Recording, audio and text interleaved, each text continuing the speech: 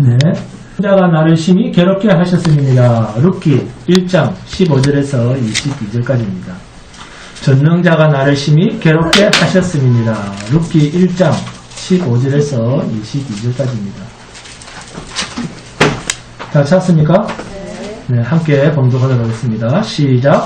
나오미가 또 이르되 보라 내 동서는 그의 백성과 그의 신들에게로 돌아가나니 너도 너의 동서를 따라 돌아가라 하니 룻이 이르되 내게 어머니를 떠나며 어머니를 따르지 말고 돌아가라 강권하지 마옵소서. 어머니께서 가시는 곳에 나도 가고 어머니께서 머무시는 곳에서 나도 머물겠나이다. 어머니의 백성이 나의 백성이 되고 어머니의 하나님이 나의 하나님이 되시리니 어머니께서 죽으시는 곳에서 나도 죽어 거기 묻힐 것이라. 만일 내가 죽는 일 외에 어머니를 떠나면 여호와께서 내게 벌을 내리시고 더 내리시기를 원하나이다 하는지라. 나오미가 룻이 자기와 함께 가기로 굳게 결심함을 두고 그에게 말하기를 그치니라. 이에 그 두 사람이 베들레헴까지 갔더라. 베들레헴에 이를 때 온 성읍이 그들로 말미암아 떠들며 이르기를 이가 나오미냐 하는지라. 나오미가 그들에게 이르되 나를 나오미라 부르지 말고 나를 마라라 부르라. 이는 전능자가 나를 심히 괴롭게 하셨음이니라. 내가 풍족하게 나갔더니 여호와께서 내게 비어 돌아오게 하셨느니라. 여호와께서 나를 징벌하셨고 전능자가 나를 괴롭게 하셨거늘 너희가 어찌 나를 나오미라 부르느냐 하니라. 나오미가 모압 지방에서 그의 며느리 모압 여인 룻과 함께 돌아왔는데 그들이 보리 추수 시작할 때 베들레헴에 이르렀더라. 아멘. 여러분, 자, 바보라고 하는 사전적 의미는 지능이 부족하고 어리석어서 정상적으로 판단하지 못하는 사람, 이렇게 국어사전에서는 바보를 정의하고 있습니다.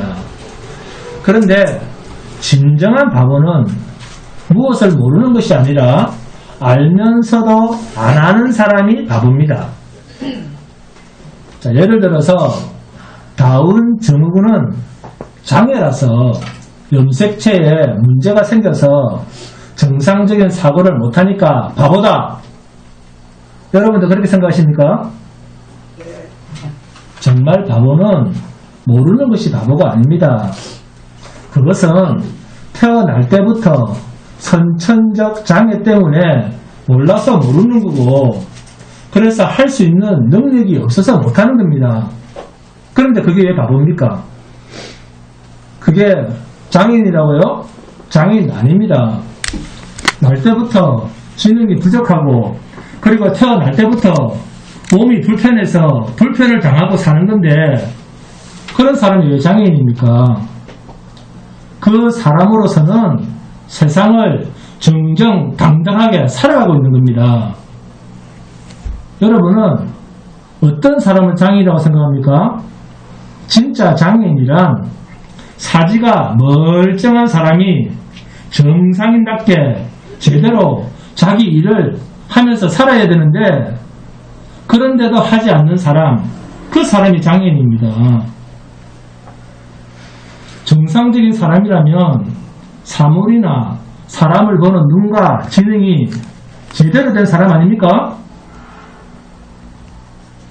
그럼에도 학생은 공부를 해야 되는데도 하지 않는 사람, 사회인은 일을 해야 되는데도 일을 하려고 하지 않는 사람, 그런 사람이 바보요 장애인입니다. 여러분, 우리가 정말 바보가 아니라면 좀 생각을 해도 이런 정상적인 생각, 정상적인 판단을 해야 되지 않겠습니까?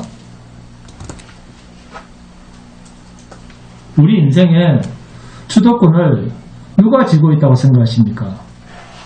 사람이 사는데 누가 주인이라고 생각합니까? 속지 마시길 바랍니다. 내 인생의 주인이 나라고 생각하는 사람은 바보입니다.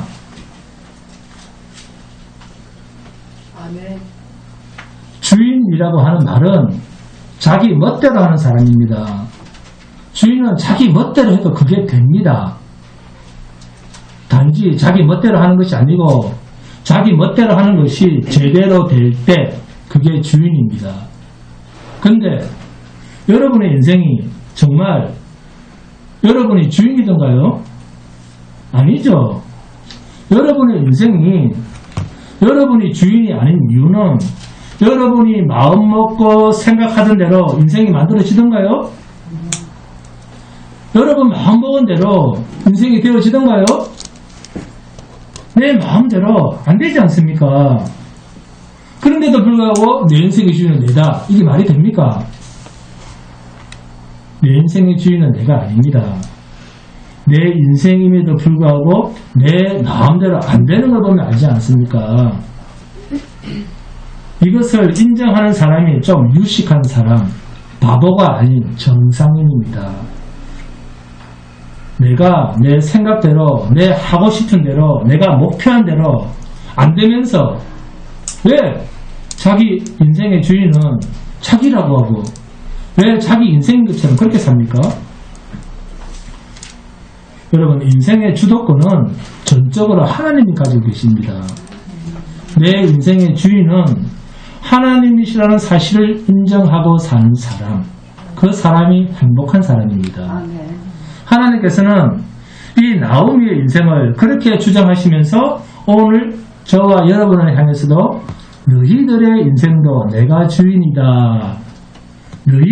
너희의 인생도 나오미처럼 내가 주인이다. 아멘?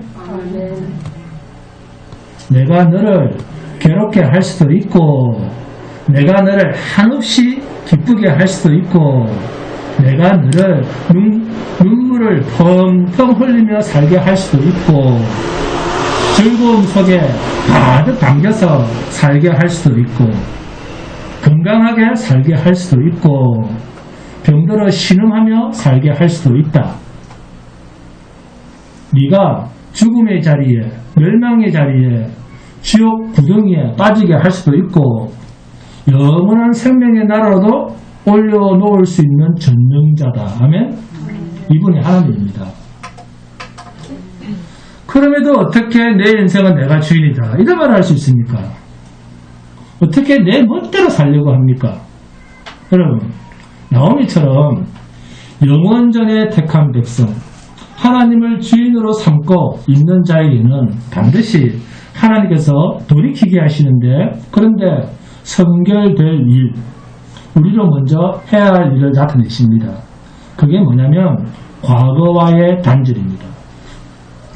모압 땅, 이방 땅에서 10년이라고 하는 세월의 완전한 단절을 하나님은 우리 안에서 나타내게 하십니다. 우리는 살아온 만큼의 과거라고 하는 것을 가지고 있습니다. 왜 우리가 과거를 회상할까요? 과거가 우리에게 오늘 현재와 미래를 보장해주는 무엇이 되기 때문에 과거를 회상합니까? 그건 아니죠. 과거를 회상한다는 것은 다시는 그러한 아픔이 내게는 없어야 된다라고 하는 데서 과거를 회상하는 것이 일반적입니다.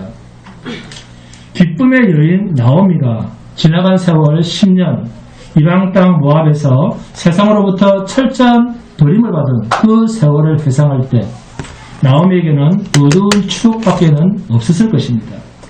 다시는 기억하고 싶지 않은 과거였을 것입니다. 본문 15절에서 나오미의 의미 있는 고백이 나옵니다.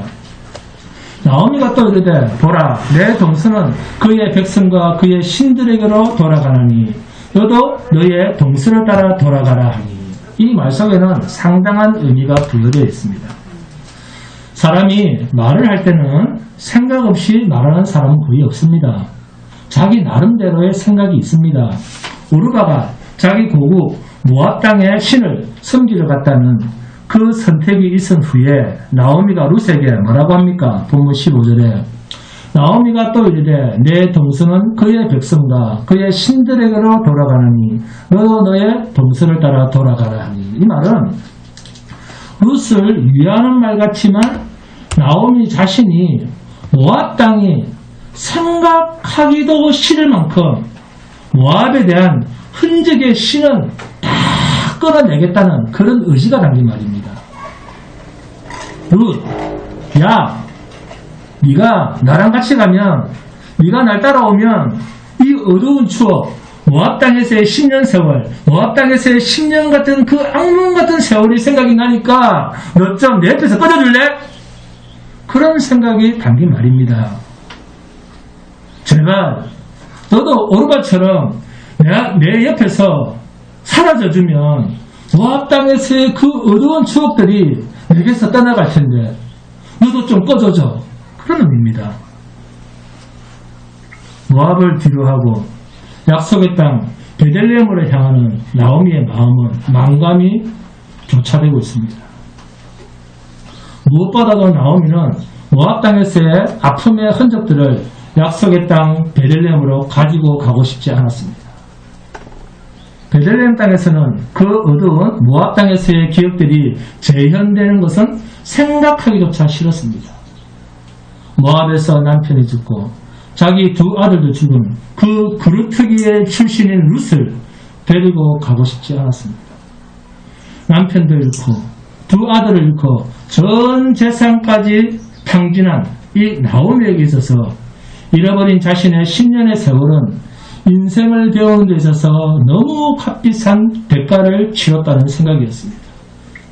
그래서 이런 아픔의 세월의 흔적인 모압 땅에서의 그루터기는 흔적도 없이 끌어내고 싶었던 것입니다.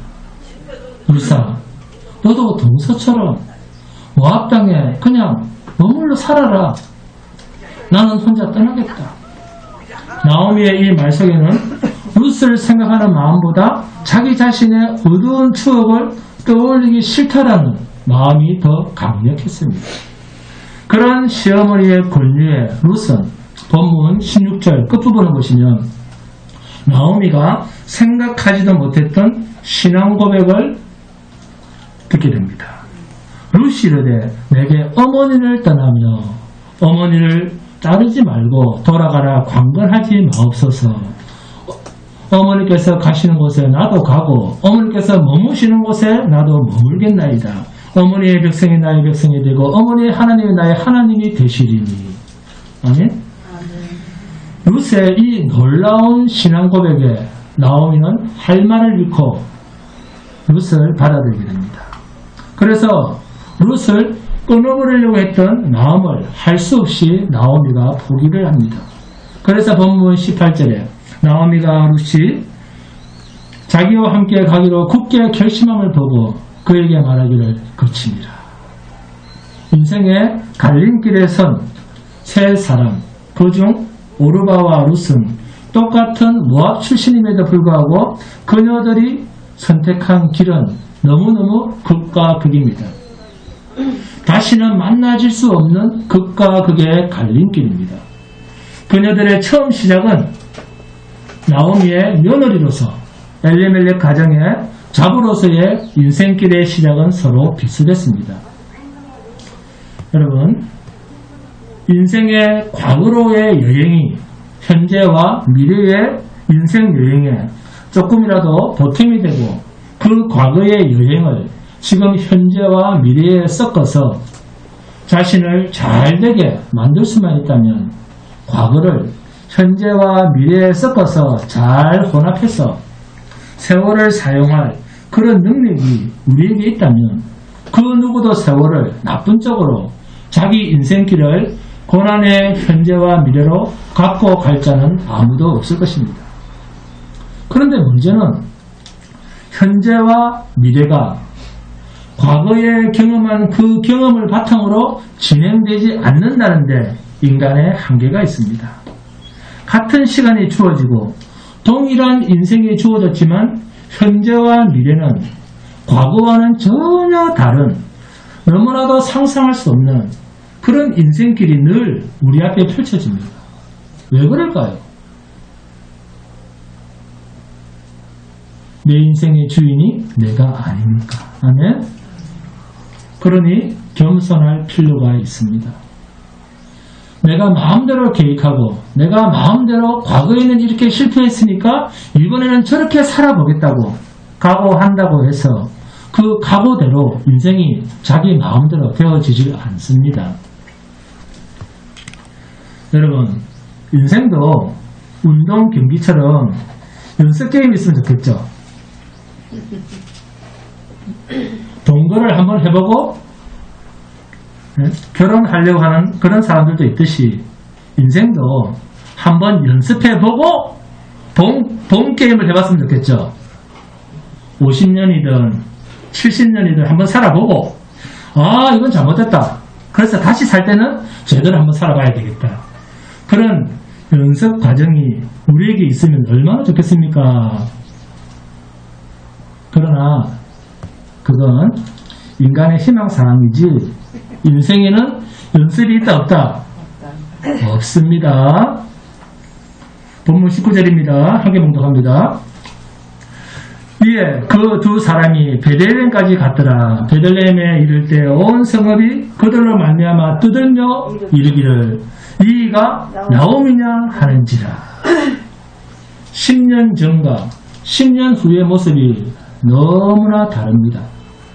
풍요로운 베들레헴 떡집에서 그것도 풍족하게 살던 나의 하나님은 왕이시다라는 이름을 가진 이름 있는 가문, 유다지파의 가문, 엘리멜렉의 부인이었던 기쁨의 여인, 즐거움의 여인인 나오미가 지금은 고향 땅, 고향 사람들에게 조롱과 비웃음과 멸시와 천대와 비아냥거림을 갖고 있습니다. 풍족한 가운데서도 더 성공하겠다고 떠났던 자, 참 꼬라지 좋다.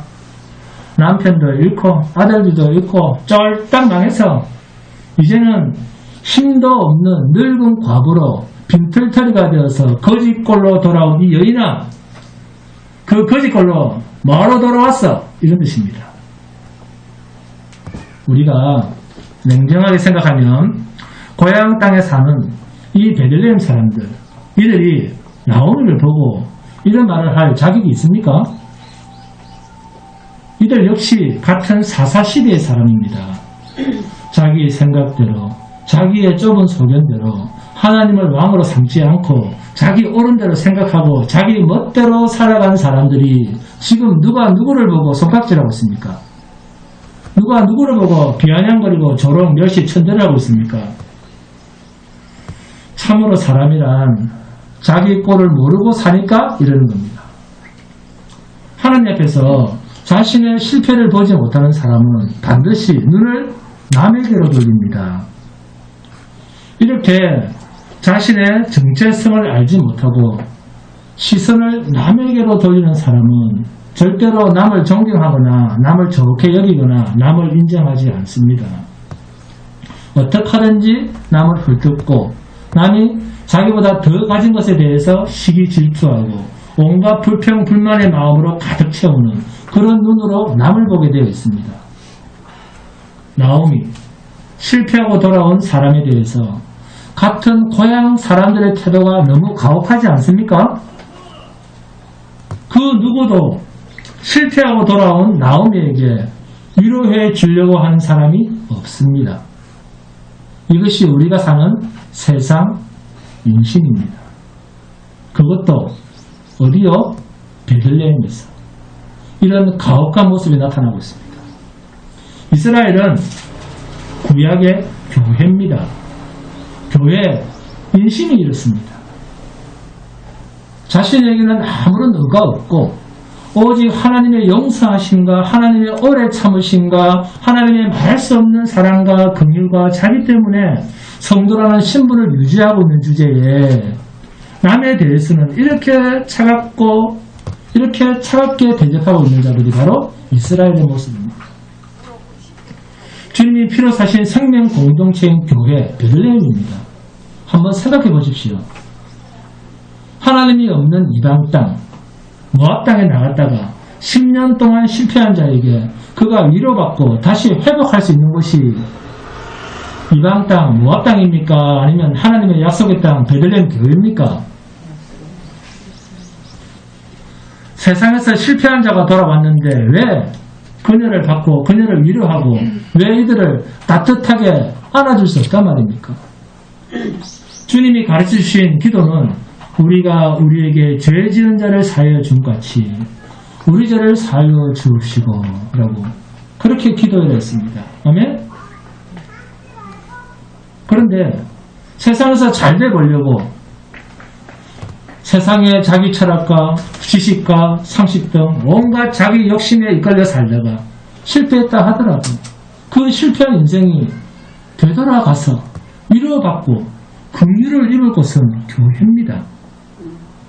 그리스도 예수 안 외에는 참된 위로가 없습니다. 그런데도 그들이 왔는데 왜 안아주지 못합니까? 왜 비아냥거리고 왜 그녀들을 향해서 떠들며 더 비참하게 만듭니까? 예수님은 자신을 탕자의 아버지와 비교를 하면서 인자가 잃어버린 자를 찾으러 구원하러 왔다. 의인을 불러러 온 것이 아니다. 죄인을 불러 회개시키러 왔다. 탕자의 구원자여 탕자의 아버지심을 우리에게 말씀하셨습니다.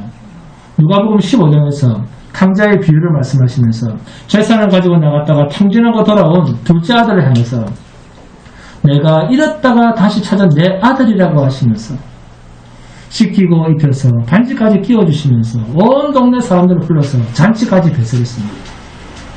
이러한 말씀에 근거해서 교회는 탕자의 아버지와 같은 계획을 맡은 최후의 보루입니다. 왜요? 교회의 머리는 그리스도이시기 때문에. 아멘?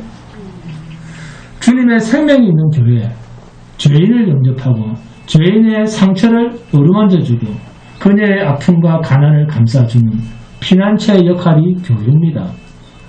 그래서 하나님은 한 시대를 심판하실 땐 그때는 반드시 교회가 교회의 역할을 못하고 타락했을 때 하나님은 그 한 시대를 심판하시는 것을 성경을 통해서 우리는 확인할 수 있습니다.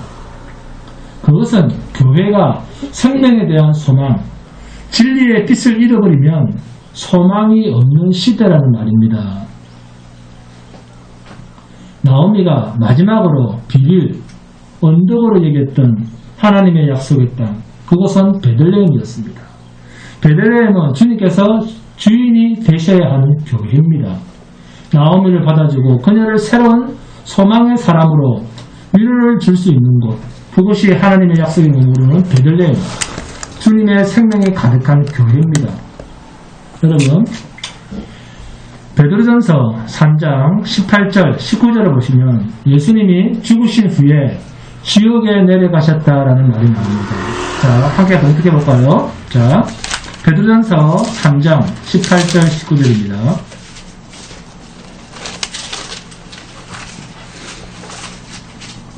베드로전서 3장 18절 19절입니다. 베드로전서 3장 18절 19절 다 찾습니까? 함께 봉독합니다. 시작. 그리스도께서 단번에 죄를 위하여 죽으사 의인으로 불의한 자를 대신하셨으니 이는 우리를 하나님 앞으로 인도하려 하시니라. 육체로는 죽임을 당하시고 영으로는 살리심을 받으셨으니 그가 또한 영으로 가서 옥에 있는 영들에게 선포하시니라. 아멘. 자, 4세기경에 작성된 사도신경의 원문을 보면 십자가에 못 박아 죽으시고 장사한지 이 말 다음에 전부에 내려가사라는 말이 나옵니다. 한국 기독교는 이 부분이 논란의 소지가 있고 해석상 잘못된 교리로 발전할 가능성이 있다 해서 삭제했습니다. 그러나 영어, 헬라어, 라틴어 등의 사도신경에는 이 음부에 내려가사라는 내용이 들어가 있습니다. 그런데 로마 가톨릭이나 루터교 등에서 이 부분을 잘못된 교리로 가르치고 있습니다. 로마 가톨릭은 음부에 내려가사라는 말을 선조 림보나 연옥 교리의 정당성으로 가르칩니다. 아주 잘못된 교리입니다. 교리란 성경에서 명확하게 드러나는 것들을 교리로 세운 것입니다. 우리 같은 개혁주의 기독교가 철저하게 그리스도의 대속의 공로에만 의지하는 것과는 반대로 로마 가톨릭은 공로적 구원관을 가르칩니다. 그리스도의 십자가 희생으로만 아니라 거기에 성도의 수고와 행위로 얼마만큼의 성화를 이루었느냐, 착하게 살았느냐에 따라서 낙원에 가고 연옥에 가고 지옥에 가는 것이 결정된다. 이렇게 가르칩니다. 죽음 이후에 곧바로 낙원에 들어갈 만한 공로가 없는 사람은 연옥이라고 하는 곳에 가서 영혼의 정화 과정을 거쳐야 된다. 이렇게 가르칩니다. 그래서 죽은 이를 위해서 산자가 기도도 하고 연옥의 삶을 줄이기 위해서 많은 헌금도 냅니다. 그런데 우리 같은 기독교 내에서도 카톨릭과 비슷한 교리를 가르치는 교단들이 있습니다. 구원은 오직 그리스도의 희생의 공로만이 아니라 각 개인의 의지에 따른 믿음과 선한 공로가 쌓여야지 온전한 구원을 얻을 수 있다. 이렇게 가르치는 것이 있습니다. 이것을 알미니안주의라고 합니다. 이게 문제입니다. 깊이 공부하지 않으면 잘 모릅니다. 왜요? 믿음이라고도 하고 은혜라고 하는 말도 우리랑 똑같이 합니다. 똑같이 하는데 가만히 그 말의 끝을 잘 새겨 들어보면 그 믿음이 자신의 행위와 공로의 개념으로 말합니다. 그리고 로마 가톨릭에는 림보 교리가 있습니다. 림보는 지옥의 맨 끄트머리 가장자리를 말하는데 지옥과 비슷한 고통은 있으나 일정량의 행복도 존재하는 곳이라고 가르칩니다. 첫 번째 유아림보, 두 번째는 선조림보입니다. 유아림보는 영세받지 못하고 영아기에 죽은 아이들이 가는 것이고 선조림보는 구약시대 때 죽은 선조들의 영혼이 구속의 계시와 적용이 나타나기를 기다리며 사는 것입니다. 그리고 그들은 예수님께서 죽으신 후에 음부에 내려가사 그 내려가신 음부가 바로 선조림보라고 주장을 합니다. 연옥교리와 림보교리는 예수님이 음부에 내려가셔서 전하신다는 죽은 후의 복음, 사후 복음, 두 번째 찬스 복음과 연결해서 주장하는 교리입니다. 전부 잘못된 교리입니다. 주님은 지옥에 가지 않았습니다.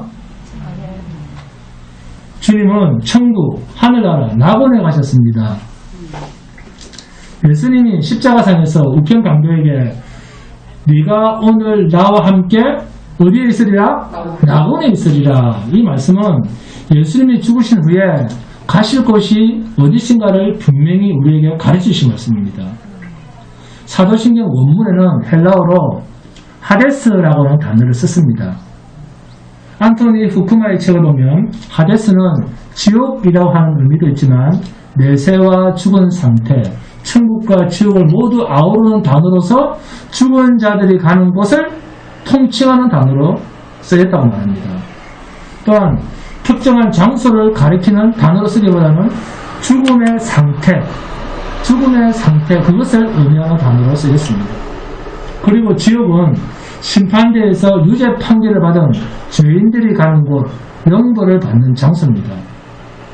어거스틴과 칼빈, 돌코프, 그리고 게알더스 보스와 같은 신학자들은 음부에 내려가셨다라는 신앙 고백을 이렇게 설명합니다. 예수님은 이 땅에 오셔서 비참하게 낮아지신 그 말입니다. 비참하게 낮아지신 비하, 즉 고난과 고통과 죽음 가장 낮은 모습을 우리에게 보여주시고 그 중에서 예수님이 가장 고통스러워했던 것은 무엇이었을까요, 여러분? 예수님이 십자가상에서 가장 고통스러워했던 것이 뭘까요?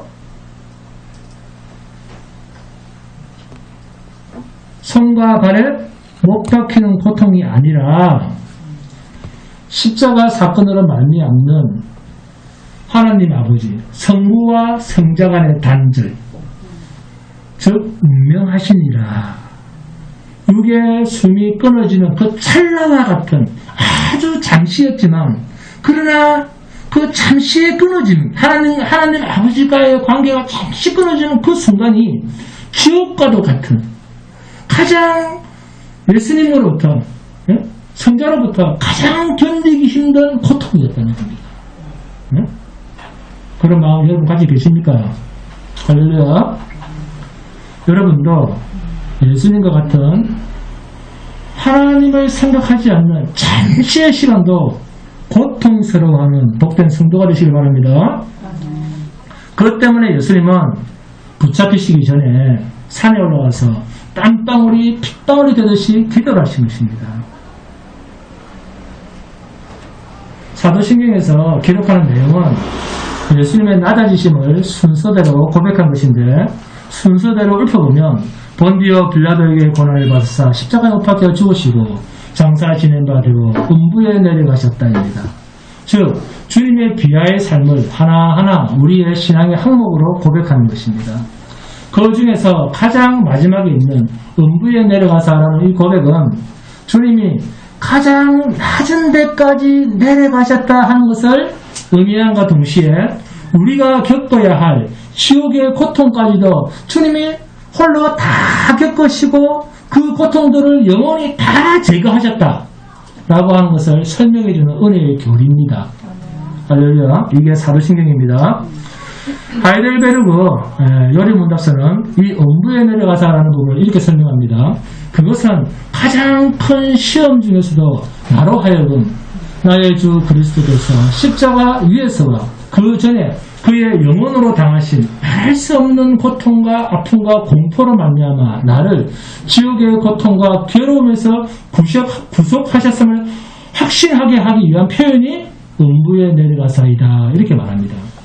그러니까 음부에 내려가사라는 말을 고백하면서 우리가 죽은 뒤에 가서 슬피 울며 이를 갈며 영원히 살아야 할 지옥 음부를 예수님께서 정복하시고 우리에게 영원한 생명을 주셨음을 감격 속에 찬양하는 고백이 사도신경입니다. 예수님은 죽음 이후에 지옥에 가셔서 사후복음을 전하신 것이 아닙니다. 예수님은 십자가에서 모든 일을 다 이루었습니다. 예수님의 십자가가 우리에게 있어서 수치가 아니라 영원한 영광이 되듯이 예수님의 음부 강화 고백 역시 성경에는 은혜요 기쁨입니다. 칼빈은 기독교 강요에서 주님의 지옥 강화 교리를 빼먹지 말아야 된다 이렇게 말합니다. 칼빈은 실제적인 영적 고통을 체험하신 것이라고 말합니다. 완전한 사람이신 예수님께서 사람처럼 영과 육의 죽음을 경험하셨다. 십자가에서 죽으시고 장사되어 인간이 받는 육체적인 죽음을 완전히 겪으신 것과 같이 인간의 영적 죽음의 고통도 동일하게 체험하셨다라는 의미라고 설명합니다. 칼빈은 주님이 지옥에 내려가셨다는 교리를 육적인 죽음과 영적인 죽음의 고통 두 영역에 대한 완전한 대속적 완성이라는 것입니다. 우리를 위한 대속적 죽음이 육체적 죽음과 대속만이 아니라 하나님의 보응을 전 영역으로 처절하게 받으시고 하나님의 진노를 만족시키셨다라는 의미입니다. 웨스트민스터 대의리 문답은 이렇게 말합니다. 그리스도의 죽음 후에 낮아지심은 장사되신가 죽은 상태에 머무신가 제3일까지 죽음의 권세 아래에 있으심인데 그것을 다른 말로 지옥에 내려가사라고 표현된다. 서열의 문답은 그리스도께서 십자가에 죽으시면서 지옥의 고통을 당하셨으며 그의 죽음의 공로에 동참할 모든 신자들과 마찬가지로 잠시 동안 죽음의 능력에 지배에 당하는 뜻이라고 설명합니다. 이해하셨죠? 이해하셨습니까? 이해가 안 되면 3번, 4번 들으시기 바랍니다. 자, 본문 20절, 21절 함께 공독합니다. 자, 오늘 본문 20절, 21절 시작. 나오미가 그들에게 이르되 나를 나오미라 부르지 말고 나를 나라라 부르라. 이는 전능자가 나를 심히 괴롭게 하셨음이니라. 내가 풍족하게 나갔더니 여호와께서 내게 비어 돌아오게 하셨느니라. 여호와께서 나를 징벌하셨고 전능자가 나를 괴롭게 하셨거늘 너희가 어찌 나를 나오미라 부르느냐 하니라. 아멘. 나오미가 베들레헴으로 귀향하는 데 있어서 지불해야 될 대가는 나는 과거보다 지금이 더 초라하다. 내 인생은 무너졌다라고 누가 봐도 실패한 인생이었다는 것을 자신이 공개적으로 고백하는 것이었습니다. 자기 소견에 오르는 대로 행한 인생의 결론을 하나님은 나오미를 본보기로 삼아서 이스라엘 백성 모든 자 앞에서 쌩쌩하게 이 나오미를 고발하고 있습니다. 너희 소견에 오른 대로 행하고 작정하고 행동하고 나가서 산 꼴이 이 꼴이다. 나오미 한 여인을 두고 이스라엘 전체를 향해서 하나님이 꾸짖고 계십니다. 나오미가 어떻게 하나님 앞에서 애통해하고 있습니까? 나는 지난날의 기쁨의 여인, 그 나오미가 아니야. 기쁨의 여인, 나오미는 이미 이방 땅에서 죽어 없어졌어. 여러분 앞에 서 있는 지금의 나는 괴로움의 여인, 마라라고 하는 여인으로 서 있는 거야. 나는 기쁨이 아니요, 슬픔이야. 나의 백성 이스라엘, 나의 고향 베들레헴은 나를 기쁨의 여인, 나오미로 알고 있지만 내가 떠나서 10년을 살았던 이방 땅, 세상 모압은 나를 철저하게 거지로 마라로 만들어버렸어. 그러므로 내 인생의 결론은 기쁨이 아니요 슬픔이요 괴로움이야. 그러니 나를 마라라 불러다오. 이것이 지금 나오미가 스스로 고백하는 본문 20절 21절의 모습입니다. 왜 내가 마라인가? 그 이유는 전능자가 나를 심히 괴롭게 하시기 때문에. 내가 풍족하게 나갔는데 여호와께서 나로 비어 돌아오게 하셨다. 내 스스로 어려움을 당하는 것이 아니야. 여호와께서 나를 징계하셨기 때문이야.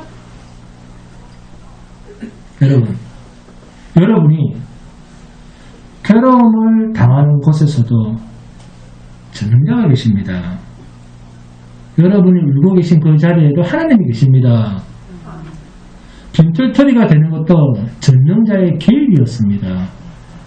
내가 이렇게 아픔을 당하는 징계의 채찍도 여호와 하나님이 하셨다고 나오미는 고백하고 있습니다. 나오미가 새로운 인생을 시작하게 된 결정적 이유가 바로 여기에 있습니다. 자신에게 있는 인생의 모든 모습이 하나님의 계획이었다고 하는 사실을 깨달았다는 것입니다.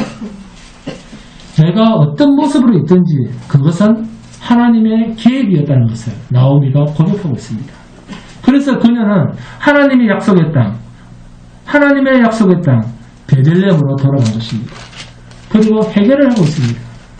성경은 회개를 하는 자는 하나님께서 용납하신다고 약속하십니다. 용납하실 뿐만이 아니라 하나님을 사랑하신다고 말씀합니다. 사랑하실 뿐만 아니라 회개한 자는 새로운 인생길로 가도록 새 생명을 주신다고 하십니다. 회개하시기 바랍니다. 회개는 단순히 잘못했다가 아니라 세상 모압에서의 생활을 청산하고 하나님 품으로 돌아오는 삶입니다. 그리스도 예수 안에서는 새로운 피조물이요 새로운 인생입니다. 만일 우리가 우리 죄를 자백하면 저를 믿으시고 우리보사 우리 죄를 사하시고 우리를 모든 불의에서 깨끗게 하신다고 말씀합니다. 나오미가 어떻게 회개를 합니까? 자신을 위장하지 않습니다. 자기 있는 모습 그대로 철저하게 자신을 드러냅니다. 그리고 변명을 하지 않습니다. 전능자가 나를 심히 괴롭게 하셨다. 나는 풍족하게 나갔지만 하나님께서 나를 텅텅 비어 거짓골로 돌아오게 하셨다. 나는 지금 하나님의 매를 맞고 있어. 하나님께서 나를 괴롭게 하셔서 실패한 오늘의 내 몰골의 책임을 다른 데 전가시키지 않습니다. 모든 것을 자신의 잘못으로 인정을 하고 있습니다. 오직 심판자 되시는 하나님 앞에서 자신의 잘못이었다고, 어리석은 선택이었다고, 나의 욕심이었다고 인정하고 있습니다. 누구 때문에가 아니라 홀로 주님 앞에서 자신이 죄인임을 고백하고 용서받기를 원하는, 긍휼을 잊기를 원하는 가난한 자의 심정으로 주 앞에 서 있습니다. 저와 여러분의 실패는 십자가 외에는 치유할 길이 없습니다. 우리 인생길의 그 어떤 실패도 그리스도 예수의 십자가 앞으로 나아가면 다 회복이 됩니다. 인생은 죄를 범하지만 하나님은 그 죄를 은혜로 받는 기회로 만드시는 권능의 하나님입니다. 하나님을 찾아야 되는, 하나님 앞으로 나올 수밖에 없는 불가항력적인 순간이 우리들 인생에는 있습니다. 그래서 나오미의 사건은 주님 앞으로 돌아오게 하는 모델로서의 한 사건입니다. 전능자가 나를 괴롭게 하셨어. 우리들 중에 남들에게는 말할 수 없는 정말로 처절한 괴로움 속에 잠 못 이루는 분 계십니까? 너무 괴롭고 너무 답답하고 너무 살 소망이 없을 만큼 인생 전체가 깨어질 것 같은 그런 괴로움 속에 있는 분 계십니까?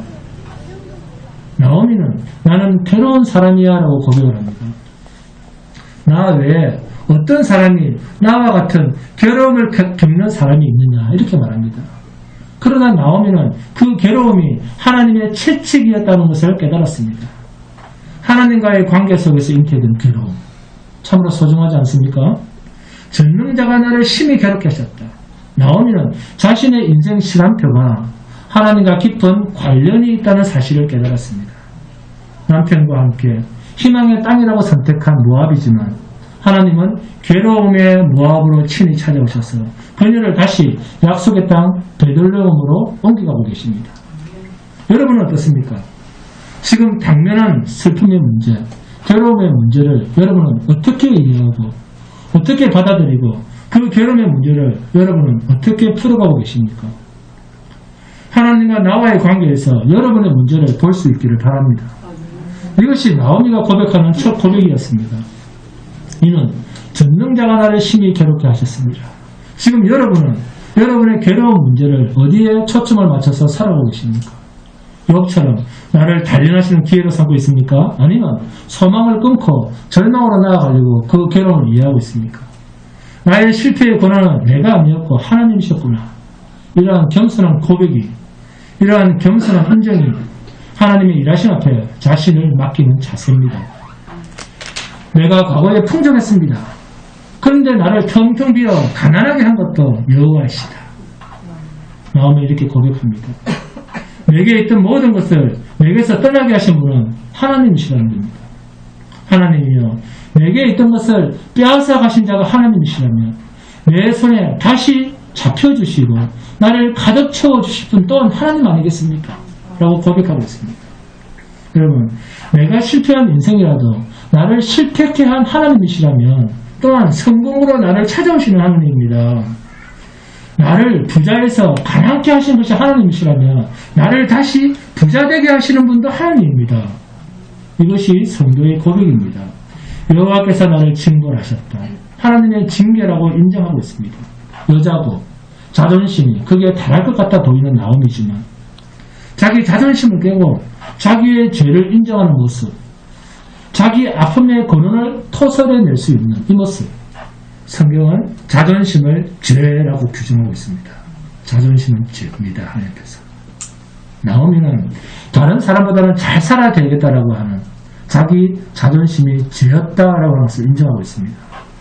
하나님의 징계라고 하는 그녀의 거룩한 고백 속에서 우리는 나오미의 마음을 읽어낼 수가 있습니다.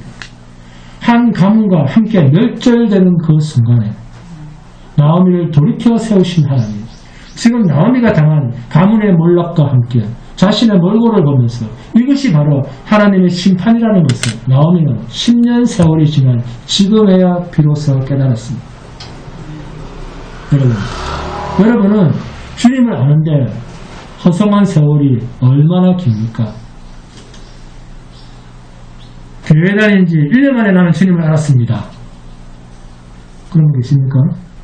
아니면 10년입니까?